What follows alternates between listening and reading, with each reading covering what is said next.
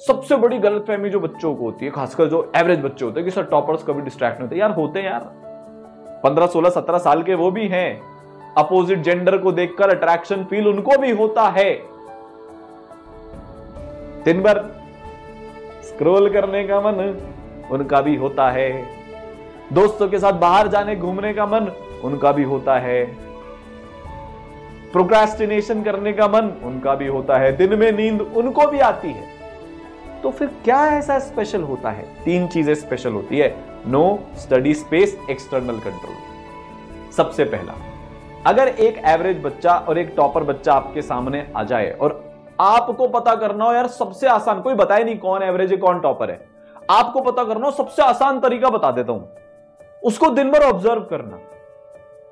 जो एवरेज बच्चा होगा ना, वो आपको सिर्फ एक चीज में मना करते हुए दिखेगा, पढ़ाई के लिए।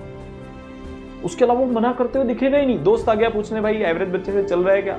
बढ़िया, मस्त मूवी आई है, चल जाएगा। मोमोज खाने चल रहा है क्या? चल जाएगा। खेलने चल रहा है क्या? चल जाएगा।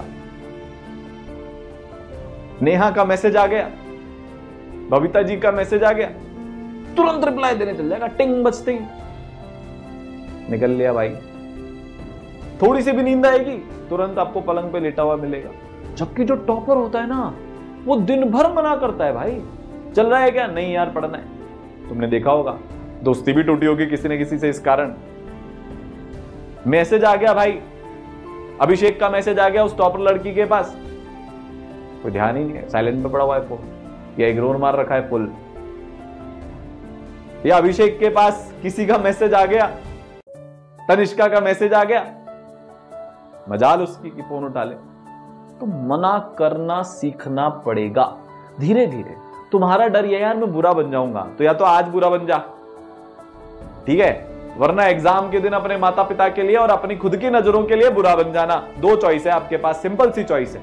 या तो आज मना कर दो डिस्ट्रैक्शंस को, या फिर अपने ड्रीम को, अपने गोल को, रोज जो तुम मना कर रहे हो उसका फाइनल रिजल्ट नॉट सेलेक्टेड के रूप में दिख जाएगा तुम्हारी स्क्रीन पर जब रिजल्ट चेक करोगे। दूसरा, स्टडी स्पेस।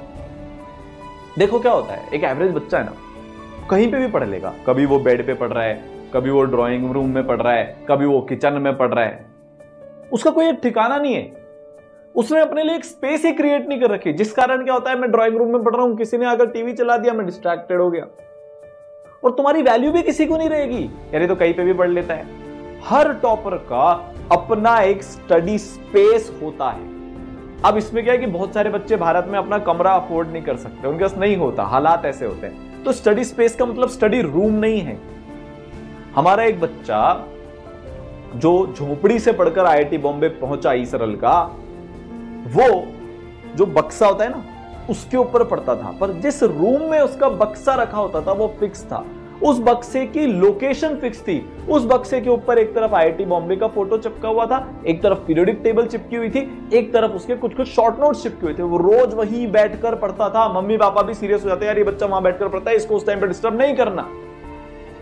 तो अगर तुम अपनी स्टडी स्पेस बनाओगे ना, तो जो आसपास के डिस्ट्रैक्शंस हैं वो ऑटोमेटिकली 90% रिड्यूस हो जाएंगे, तुम देख लेना। और तीसरा, एक्सटर्नल कंट्रोल। एकदम से तुम्हारे को मना करना नहीं आएगा, एकदम से तुम्हारी स्टडी स्पेस पर बैठकर पढ़ाई फिक्स नहीं होगी। तो सबसे पहले अपना डिस्ट्रैक्शन आइडेंटिफाई करो। क्या वो दोस्त हैं? तो अपने मम्मी को, पापा को, अगर हॉस्टल में रहते हो तो किसी एक स्ट्रिक्ट दोस्त को बीच में लेकर आओ। हॉस्टल में रहते हो तो कुंडी लगाकर अंदर से पढ़ाई करो। घर पर रहकर पढ़ते हो तो माँ बाप को बोलो कि मेरा कोई भी दोस्त बुलाना है, मना कर देना, मैं नहीं हूं। जब तक सेल्फ कंट्रोल नहीं आ रहा, जब तक सेल्फ डिसिप्लिन नहीं आ रहा, एक्सटर्नल कंट्रोल से काम लेना। पिछले साल एक नीट का बच्चा 706 नंबर लेकर आया। उसको डिस्ट्रैक्शन होता था उसके दोस्तों से, उसने बोला अपनी मम्मी से, मना कर दो आप, गया ना, वो लेकर आया ना 706, बनाना नेशनल टॉपर। भाई अपनी फोन की ऐप पर मैक्सिमम जो टॉपर्स होते हैं ना, वो लॉक लगवा कर रखते हैं अपने पेरेंट्स से। ये सच बात है, मजाक थोड़ी ना है। या तो छोटा फोन लेकर रखते हैं या लॉक लगवा कर रखते हैं अगर उनको फोन से पढ़ाई करनी है तो। किसी के फोन में आपको इंस्टाग्राम नहीं मिलेगा, किसी के फोन में आपको स्नैपचैट नहीं मिलेगा, किसी के फोन में आपको फ्री फायर नहीं मिलेगा, किसी के फोन में आपको सब्जी, वो जो भी गेम है वो नहीं मिलेगा। नहीं मिलेगा तो नहीं मिलेगा।